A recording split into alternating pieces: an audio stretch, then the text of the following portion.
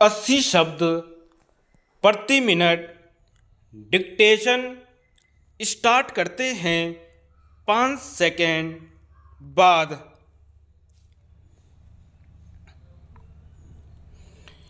किसी देश की आर्थिक, सामाजिक और राजनीतिक स्थिति का अध्ययन करने के लिए सबसे पहले यह जानना आवश्यक है कि उस देश की आर्थिक क्षमता किस प्रकार की है।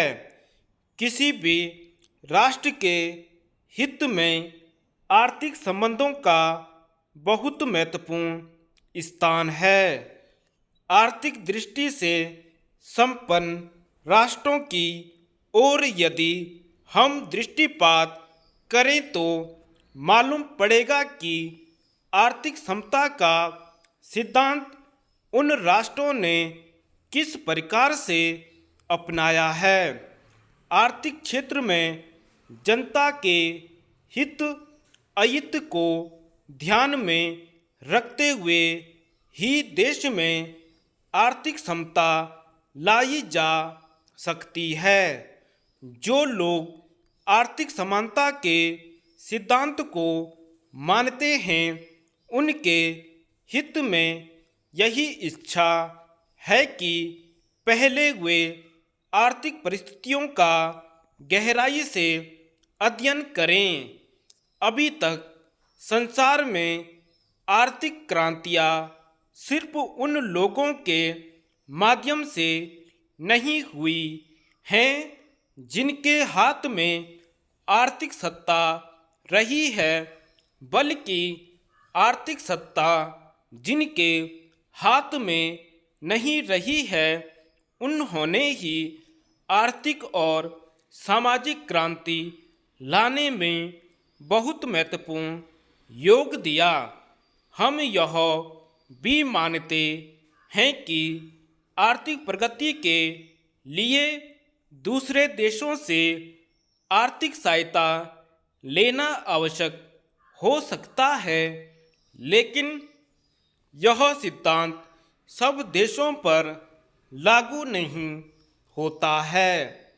आमतौर पर आज विश्व के अनेकों राष्ट्रों द्वारा जनहित की दृष्टि में रखकर आर्थिक शोषण को समाप्त करने की बात कही जाती है और अनेक देशों में आर्थिक अपराधों के लिए कठोर आर्थिक दंड की व्यवस्था भी की गई है।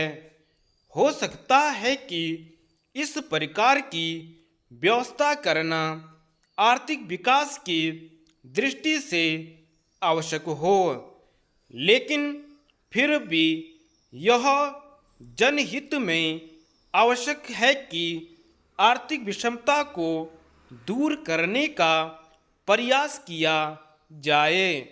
यह जनहित में नहीं होगा कि कुछ ही लोगों के हाथ में आर्थिक सत्ता केंद्रित रहे। इसलिए जिनके हित में आर्थिक नीतियां बनाई जाएं, उनका ही विशेष रूप से उनमें ध्यान भी रखा जाए। हमारे देश की यह परंपरा रही है और जनहित को दृष्टि में रखकर ही आर्थिक नीतियां बनाई गई हैं।